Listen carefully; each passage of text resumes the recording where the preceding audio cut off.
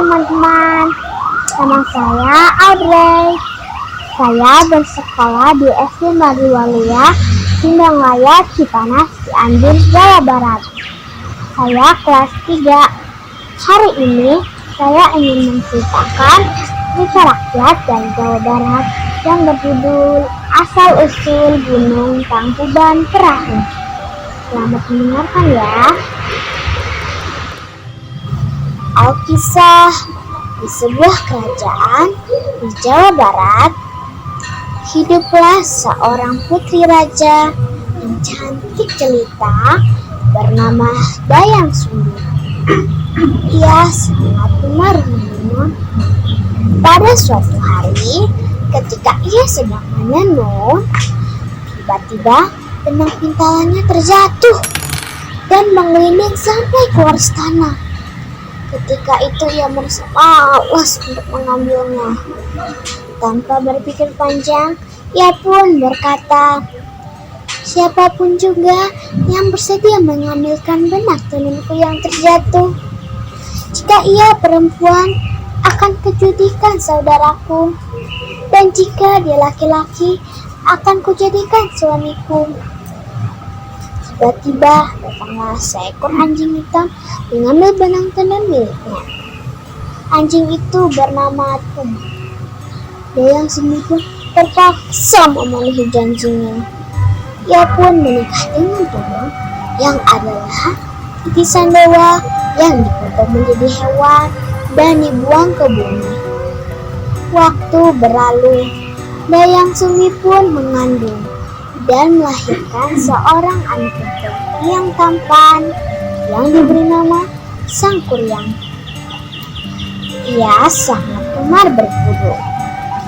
Namun, Dayang Sumbi pun tidak pernah memberitahu Sangkuriang kalau Tumang adalah ayah kandungnya. Pada suatu hari, Dayang Sumbi menyuruh Sangkuriang untuk berburu mencari hati kijang.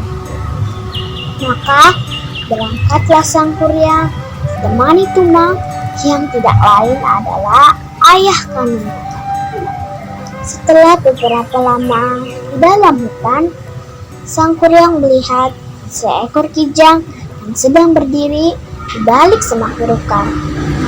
Sangkuriang segera memerintahkan Tumang untuk mengejar kijang itu. Tetapi anehnya, Tumang yang biasanya penurut ketika itu tidak menuruti perintahnya. Maka Sangkuriang menjadi sangat marah. "Hai Tumang, jika engkau tetap tidak menuruti perintahku, aku pasti akan membunuhmu." Ancaman Sangkuriang seolah tidak dipedulikan oleh Tumang, sehingga Sangkuriang langsung membunuh Tumang yang adalah ayah kandungnya sendiri. Hati si Tumang diambilnya dan dibawa pulang ke istana. Sangkuriang memberikan hati si Tumang kepada ibunya untuk dimasak.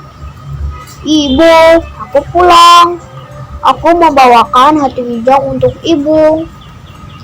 Dayang Sumbi pun mencurigai pemberian Sangkuriang dan bertanya kepadanya, "Hati binatang apakah ini Sangkuriang? Dan di mana Tumang anakku?" Akhirnya Sangkuriang mengakui bahwa hati yang dibawanya adalah hati si Tumang. Betapa terkejutnya ia mendengar pengakuan Sangkuriang. Ia pun memukulkan gayung yang dipegangnya ke kepala Sangkuriang sehingga menimbulkan bekas luka di kepala anak itu. Akibatnya Sangkuriang menjadi sangat marah dan sakit hati dengan perlakuan ibunya. Sangkuriang berpikir kalau ibunya lebih menyayangi Tumang daripada dirinya. Maka Sangkuriang pergi meninggalkan Dayang Sumbi ibunya dan pergi mengembara. Dayang Sumbi pun merasa sangat menyesal setelah mengetahui kepergian Sangkuriang. Ia pun bertapa dan memohon ampun kepada para dewa atas kesalahan yang diperbuatnya.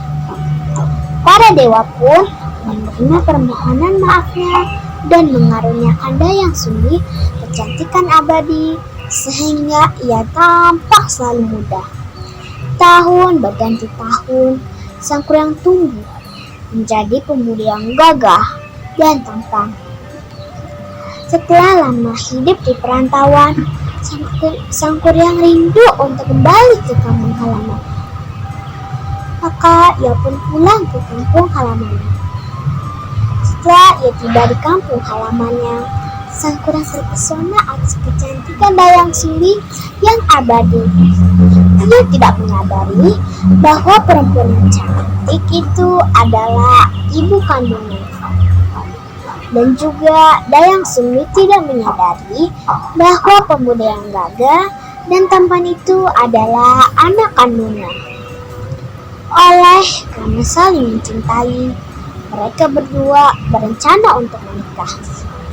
Hari pernikahan mereka hampir tiba. Sang Kuryang berencana untuk pergi berburu ke dalam hutan. Namun sebelum ia pergi, Dayang Sumbi menempatkan selai kain sebagai penutup kepala Sang Kuryang. Betapa terkejutnya ia melihat bekas luka yang ia kena. Ia menyadari bahwa pemuda yang gagah dan tampan itu adalah anak kandungnya yang selama ini telah meninggalkannya.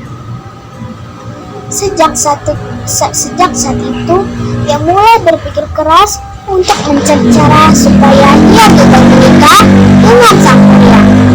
Dayang Sumbi menemukan sebuah rencana untuk menggagalkan pernikahannya itu. Hari pernikahan mereka hampir tiba. Setelah Sang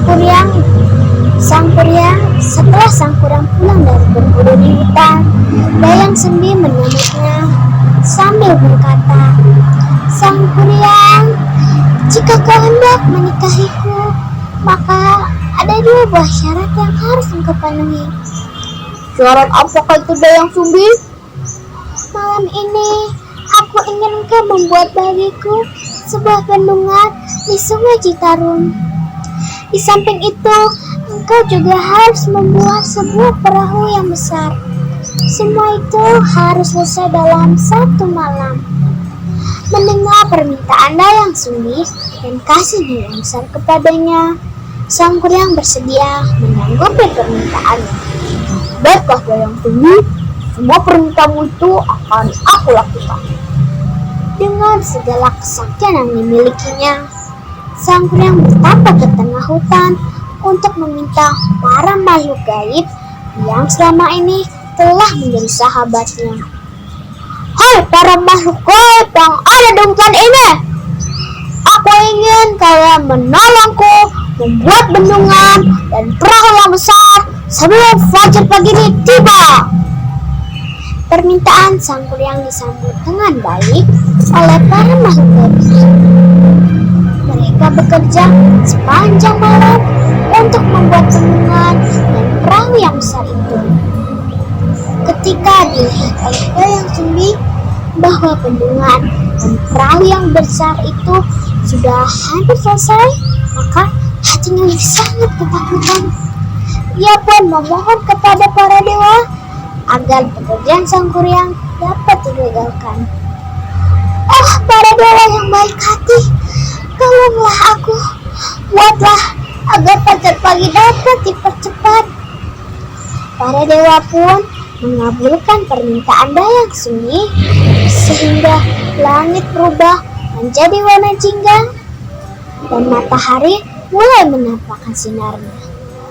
Bunyi ayam berkokok terdengar bersaut-sahutan. Ketika menyaksikan fajar mulai menyingsing, maka semua para makhluk gaib itu pun pergi, meninggalkan Sang Kuryang seorang diri. Maka Sang Kuryang menjadi sangat marah dan kesal.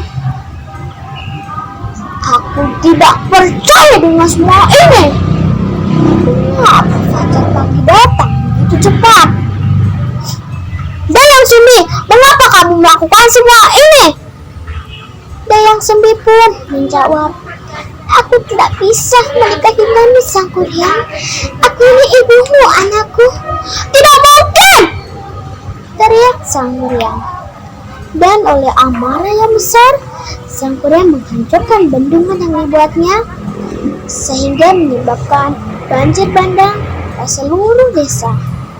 Setelah itu, dia juga menendang perahu yang dibuatnya, sehingga terlempar sampai jauh. Perahu yang jatuh terbalik itu lambat laun berubah menjadi sebuah gunung yang besar. Hari ini kita mengenal gunung ini dengan sebutan Gunung Tangkuban Perahu, yang berarti perahu yang terbalik. Nah, teman-teman, pelajaran apakah yang kita dapat dari kisah ini?